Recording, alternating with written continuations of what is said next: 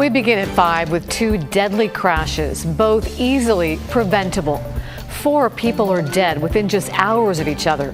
One crash on Southeast Powell involving street racing, and the other on Southwest Barber involving a driver allegedly under the influence, speeding with no headlights on.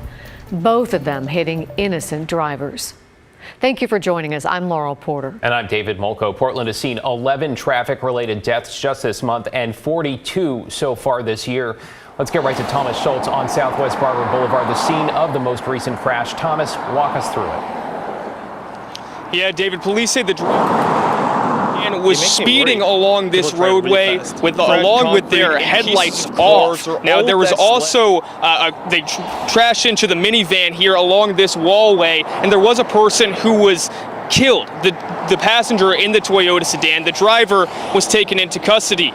This one, along with another crash along Southeast Powell, kept Portland Police's major crash team busy overnight. It makes me worry. People drive really fast. Cracked concrete and pieces of cars are all that's left after a crash Thursday night on Powell and 63rd Street. Police say this crash was due to street racing. 2 cars were racing along Powell when another driver tried to turn west on Powell. That car crashed with a BMW that was racing, sending it into the median and knocking over trees. The BMW driver and passenger, 2 18-year-old women, died. The driver of the other car also died. At nighttime, we see some people drive really fast. Hungmin Ji is the owner of Rain and Forest Tattoo, a shop across the street from where the crash happened on Powell. He's concerned for families in the area. What if we go outside because nice weather? You still want to go outside at 9 or 10 p.m. just walking around, but then we see people who drive really fast. ODOT has taken steps to improve safety of the road.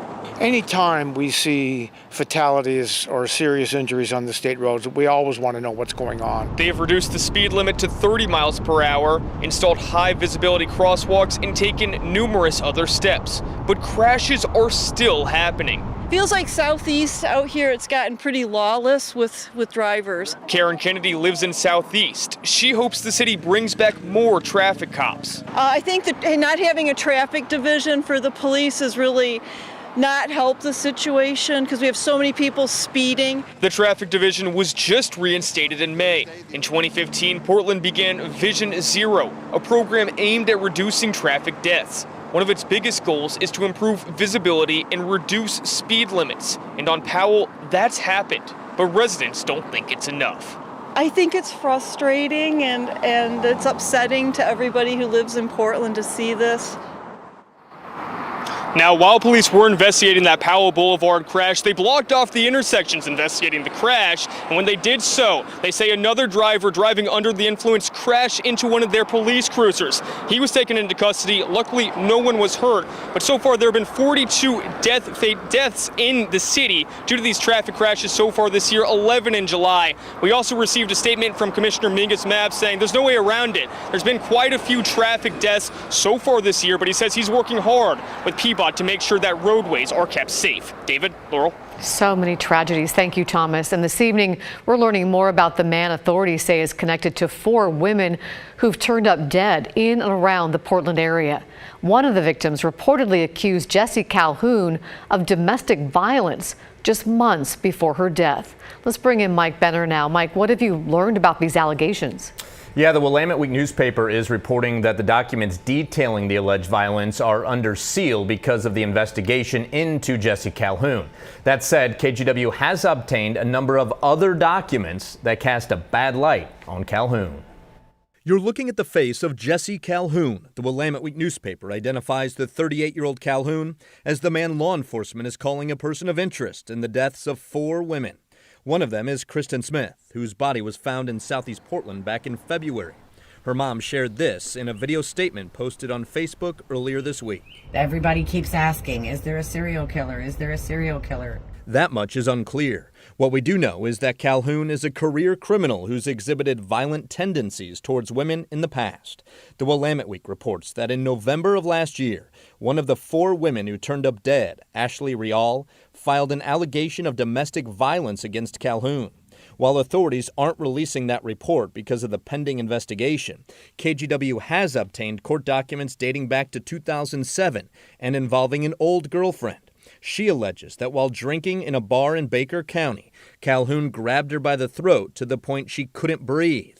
A short time later, Calhoun punched the woman repeatedly in the head and arm.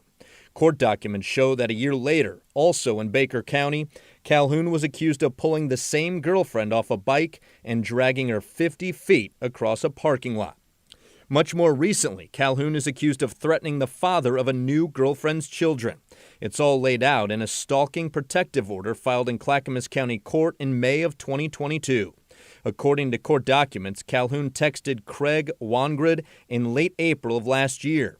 "I know everything about you, dude. Everywhere you go. What you do. Stop with Krista, dude. I'm going to tell this to you only once." The very next day, Calhoun texted Wangrid, "You are a cocky son of a that will always get yours when the time is right." A judge would eventually deny Wangrid's request for the stalking protective order, saying he did not prove a basis for the order. I have a lot of thoughts. I have a lot of questions. Melissa Smith isn't as much concerned about Calhoun's past as she is his alleged ties to the 4 women who have turned up dead in Oregon in recent months. More than anything, she wants justice for all of the women, especially her daughter. I will never give up fighting for her and trying to get her that justice she deserves. Right now, Jesse Calhoun is sitting behind bars at the Snake River Correctional Institution in Eastern Oregon. He's been there since his arrest last month. As of this evening, he has not been charged with any crimes in connection to the deaths of the 4 women. David? Thank you, Mike. Appreciate that update. And as Mike mentioned, while investigators have reportedly identified a person of interest in the deaths of the 4, there are still questions about the timing of that, along with when they connected the cases. You might remember Portland police released a statement back on June 4th saying the Bureau had, quote, no reason to believe the deaths of the women were connected at the time. PPB also said it was in contact with law enforcement partners to consider links. Now, just 2 days after that, Clackamas County deputies arrested Jesse Calhoun, the man identified by Willamette Week as a possible suspect. We put that to Christopher Mercado, a retired police lieutenant and professor at the John Jay College of Criminal Justice, and he has questions. Oh, we see no connection. Then a couple of days later, yeah, there's a connection. Then it almost looks, the public's like, well, did you know and hide the information, or are you incompetent and not communicating? Both of which don't fare well for the executives in charge that now have to explain to the public what you have, who you're looking at as responsibility for these cases, and how these cases are going to be prosecuted. At some point, you're going to have to explain what decisions were made and why. So I would always say, too, look, cover up is worse than the crime. So if something did happen in an investigation, or as far as reporting, public reporting, that now can be perceived as a misstep, explain that away. You know, legitimately say, look, we were erring on the side of caution. Portland police declined to answer questions on why it released a statement at the time and when investigators knew about the links, referring all questions to the Multnomah County DA. It is worth noting right now, no one has been charged in any of these deaths. A notorious member of the Proud Boys has been sentenced to almost 8 years in prison. Tusitala Tiny Toese was found guilty on multiple counts of assault and other charges. It stems from a rally that turned into a street brawl in August of 2021 in Portland. That's when Antifa members showed up to counter protest. Toese and other Proud Boys immediately attacked them. Prosecutors also said Toese encouraged and incited violence that day with his speeches to his group. Today, a judge handed him a 95-month sentence.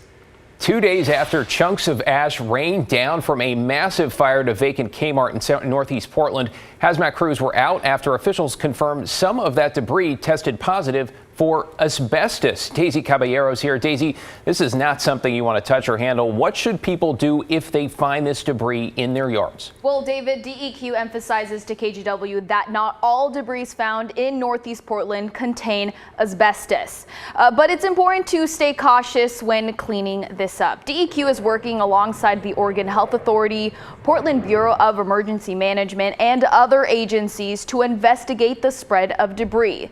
The Lewitt View Park park just blocks from the vacant Kmart building is closed to the public until further notice, as crews with hazmat suits work to clean everything up. All City of Portland activities planned for the park have been canceled until it's all cleaned up, and DEQ is asking everyone to not touch, sweep, move, or vacuum the debris. Here's what they're asking people to do. For now, we want people to be cautious. In case it might be asbestos, you don't want to move it because asbestos is microfibers. Even if they're chunks, when they break, there are microfibers, and those microfibers can be inhaled. And it's important to keep both pets and children away from areas that could have been contaminated outdoors. As for health concerns, experts say if you breathe in high amounts of asbestos for a long period of time, it can cause respiratory problems 10 to 40 years down the line. David Laurel? Yeah, nobody wants that. Thanks, Daisy. Good advice there.